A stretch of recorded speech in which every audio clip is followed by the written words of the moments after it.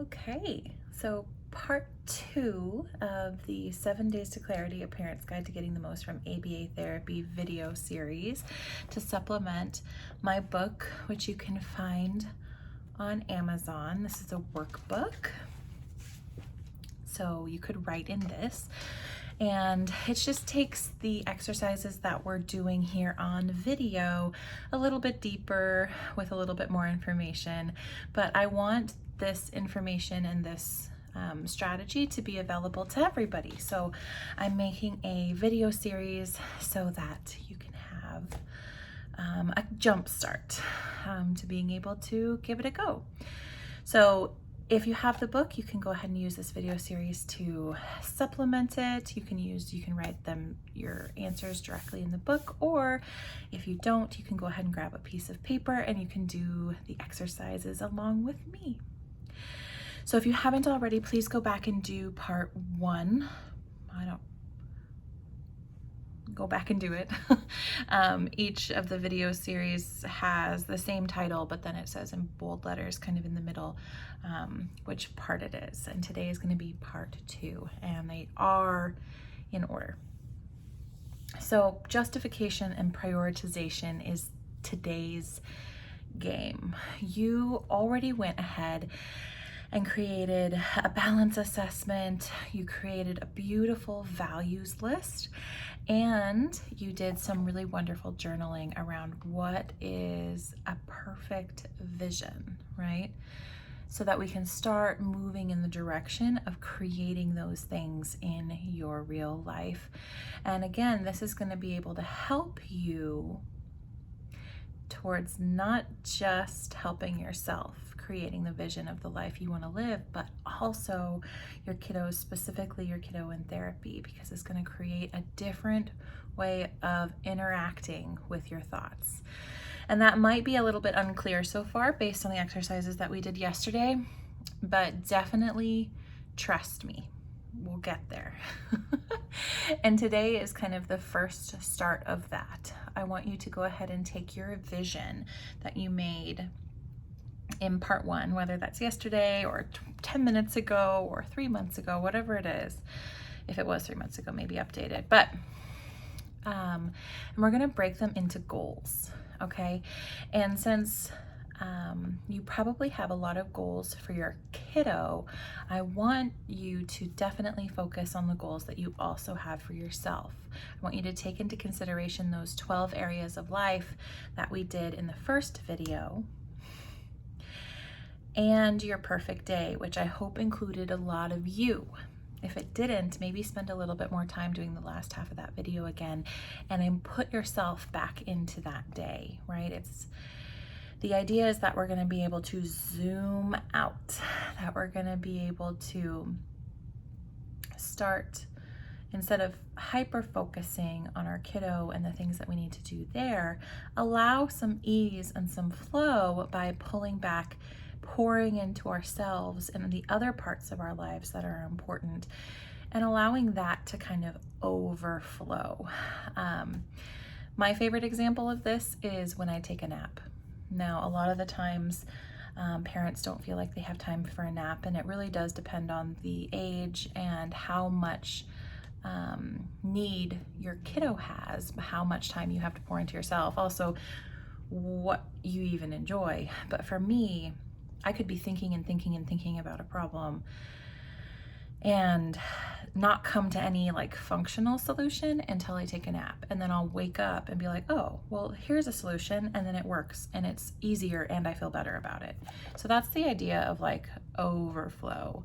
When we zoom out, we can create movement in spaces that feel stagnant when we're hyper focused on them. And so that's why I want you to take the full life approach. Why I'm spending time having you think about your whole life when you're probably, thinking about how this is going to impact your child. And that's the reason, is that when we do these things, it changes your relationship to the problem or to the issue or to the thing you're trying to work towards, and gives you new information, sometimes even just new energy to be able to work on it. And it can be a counterintuitive thing. But I want you to take that vision that you had and start turning them into goals. Okay, so something that could be achievable, something that you could see or feel, both are valid, in your life, and write them down just in a big list. Okay, and you probably are going to need to pause to do that. And you might have a lot of goals, but the idea is to dump them out. Try to get them all in one place. This might take you a day or two, and it's probably going to be something that you adjust all the time. Like we talked about in the last video, that's okay. Our lives are dynamic. They are not stagnant, and our priorities and justifications for those will shift and change a lot over time. And that's just something to be aware of. And it's something to work with. And the more we're aware of it, the more we are intentional about it, the more we can use that to our advantage rather than just flying by the seat of our pants. So go ahead, pause, make that list, and come back here. Now that you have a really big master list, I'm going to ask you to do some prioritization of them. And we're going to break them down into 3 categories. We have the, hold on, golly goodness. We have like the high priority. So we're going to have 3 categories. High priority, and this is I'm going to put that here somewhere. High priority, immediate, something that needs to adjust now. Like, we're gonna put this all systems go until we get it, right? And so you're probably not gonna put very many things there, because if we have everything high priority, then nothing will be high priority. So really consider how much energy, how much effort, how much of a impact it will have, right? Because the impact is gonna make the energy and effort worth it. How much energy and effort you have in general is going to decide whether it's the right time. And we're going to get in the practice of honoring that we get to consider our energy and our effort as a valid reason for doing or not doing something, like I said with the nap. The next category is going to be important or long-term, right? It's something that you need to move towards, but it's not something that can be done overnight, and it might take a longer haul to be able to achieve, and that's okay too. And then nice to have or ideal. These are the things that might feel good, but that might not make as much of an impact on your day or on your life. They might be things that you only really work towards when you have extra energy or extra time, and that's okay too. So we're just going to stick with those 3 categories. And I want you to go ahead and pause and take that big list that you have and filter it in to these 3 categories. Because, yeah. All right, and now that you come back, because when you do this, when you have the 3 categories, it's also going to allow you to prioritize your energy. And again, I want you to have you in there. Like, if you want to start a business, or if you want to quit your job, or if you want to learn to be a yoga instructor, or make more time for your own mental and physical health, if exercise or meal prepping or moving, or whatever that could be, working on your relationship, spending time with your friends, having more fun, any of those things are part of this list. And they're incredibly valid because, like I mentioned, when you are spending time filling up your own cup, that's going to give you the opportunity to interact with things differently. When you have stuff that makes you feel good, just because it does, and it feels good, like to your body, not just to your mind, but like you feel good, you're going to be able to tolerate discomfort more readily. And so when you have to do hard things and you have to do stuff that doesn't feel good, it will be easier because your discomfort tolerance will be different because you have done, stuff that makes you more. So some examples there are, the idea of, you can hit a red light, or the coffee stand might be closed or whatever. And on a normal day, that probably doesn't bother you so much. Someone honks at you or cuts you off in traffic, or you can't find your favorite sunglasses and you have to go out without sunglasses and use a hat instead or something. Those don't bother you except on the days when everything else has gone wrong, right? And so when you start noticing how filling up your cup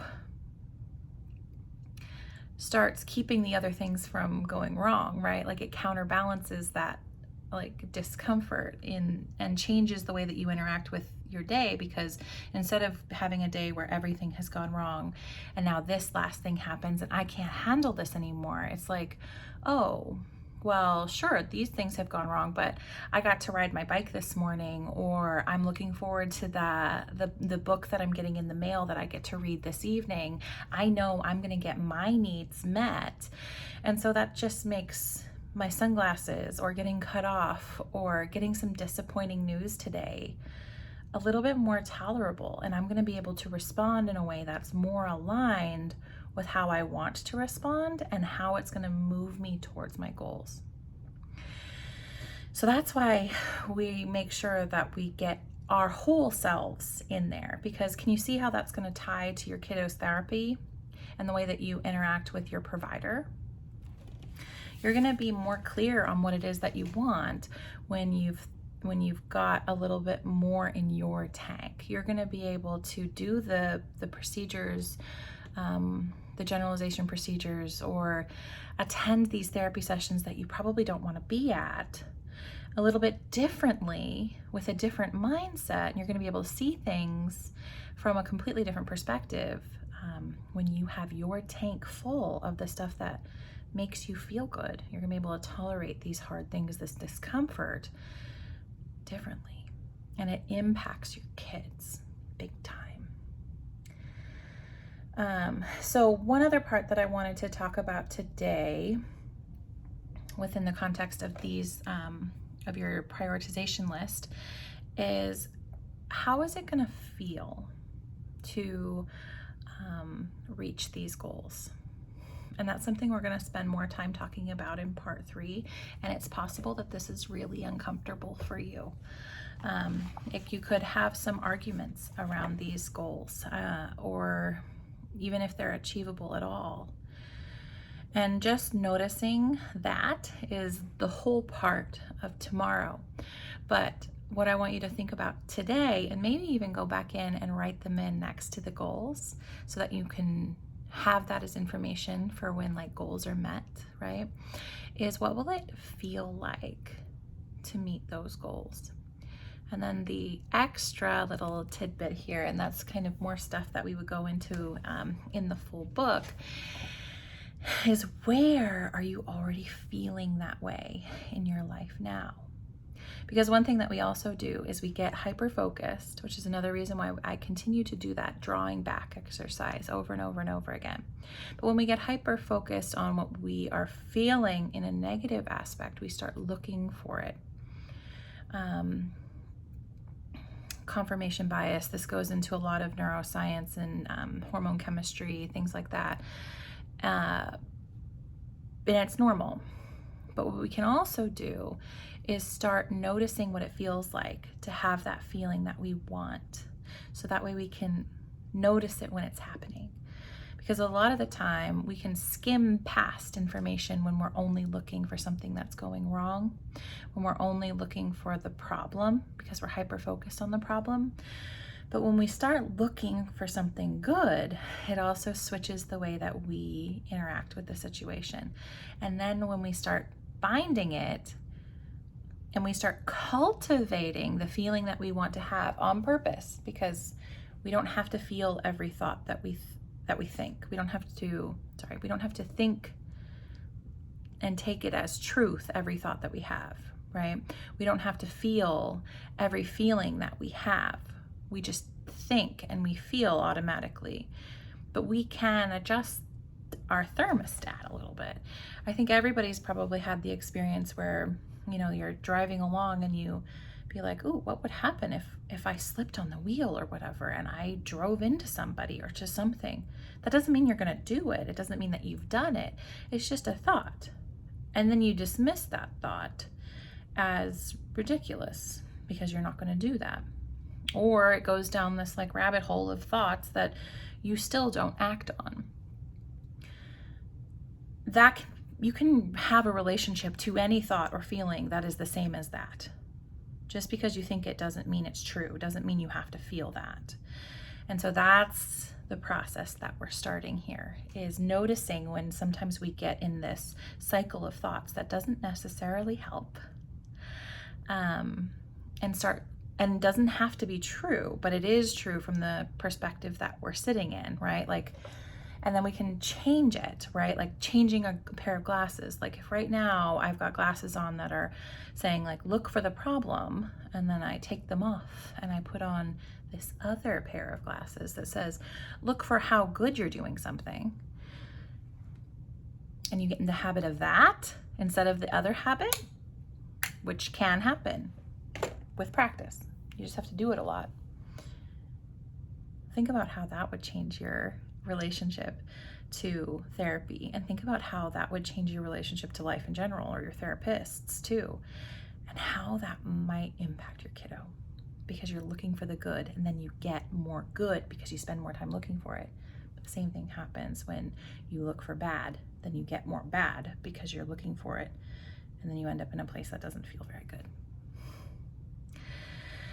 So that's a little bit of a reason to start looking for the things that you're prioritizing to go well. When you start looking for what it would feel like to have that happen, finding ways that it's already happening and tapping into that feeling in your body, and then looking for it when you're working on those goals, that allows you to start finding more ways to feel good because you can see it when it happens, and create more opportunities to have more good feelings because you're seeing your environment differently, for you to interact with it differently, so that you can have more of that which you seek, rather than that which you seek being uncomfortable.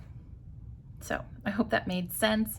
Of course, this is a YouTube video. You can ask me questions. You can also come hit me up over on my Instagram page where I hang out the most, Mindfully Mallory, with the same picture.